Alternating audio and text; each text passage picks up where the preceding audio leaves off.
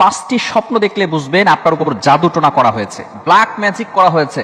বর্তমান আমাদের সমাজের ভিতরে, আমাদের সোসাইটির ভিতরে কিছু মানুষ এমন রয়েছে, এতটা নিচে নেমে গিয়েছে যে মানুষের সাথে একটু দুশ্মনী হলেই তাকে ব্ল্যাক ম্যাজিক করে থাকে, কুফরি কালাম করে তাকে জাদু করে এমন ভাবে তাকে অসুস্থ করে ফেলে, সে আর দুনিয়ায় বেশি দিন বাঁচতে পারে না। এই সমস্যাটা বিভিন্ন জায়গায় হচ্ছে। কিভাবে? যদি আপনি পাঁচটি স্বপ্ন দেখেন তাহলেই বুঝবেন যে আপনার উপর জাদুটোনা করা হয়েছে। মনে রাখবেন, কোরআন এবং সুন্নাহ ছাড়া আপনি কিন্তু কোথাও আপনি এই যে একটা জাদু করা হয় অথবা বিভিন্ন বিপদে পড়ে যান, এগুলো থেকে বাঁচার জন্য একমাত্র কোরআন এবং সুন্নাহ কিন্তু এনাফ, এটাই যথেষ্ট। এছাড়া আপনাকে আর কোথাও যেতে হবে না। কোরআন এবং সুন্নাহর ভিতরে সবকিছু রয়েছে।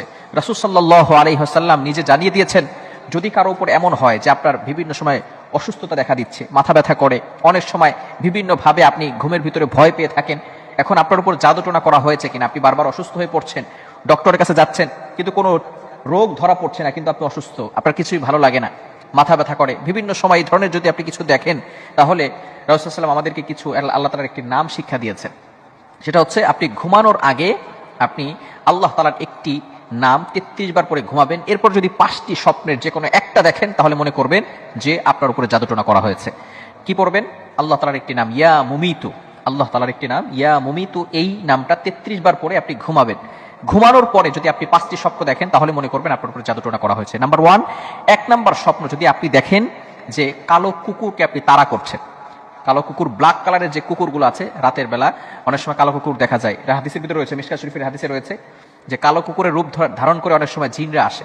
তো আপনি যদি স্বপ্ন দেখেন যে আপনি কালো কুকুর তাড়া করছেন, তাহলে মনে করবেন যে আপনার উপরে কেউ ব্ল্যাক ম্যাজিক করেছে, জাদুটোনা করেছে। নাম্বার 2, দ্বিতীয় নাম্বার হচ্ছে, আপনি যদি কালো সাপকে কামড়াতে দেখেন, সাপে কাটতে দেখেন, কালো সাপ, তাহলে মনে করবেন আপনার উপর জাদুটোনা করা হয়েছে। তৃতীয় নাম্বার হচ্ছে, যদি আপনি মাটিকে ফেটে যেতে দেখেন, মাটি ফেটে যাচ্ছে, এভাবে যদি দেখেন, এই ইয়ামুমিত পাঠ করার পরে রাতের বেলা ঘুমানোর পর যদি স্বপ্ন দেখেন।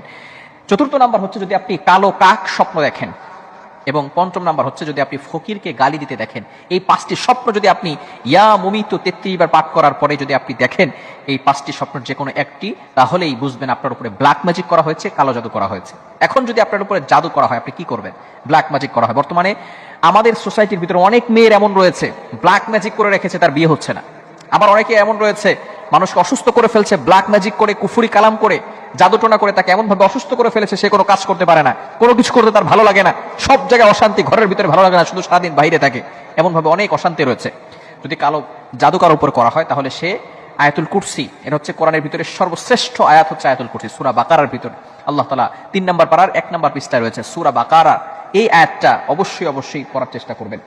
আয়াতুল কুরসি, এটা আপনি 5 ওয়াক্ত নামাজের পরে একবার পড়বেন।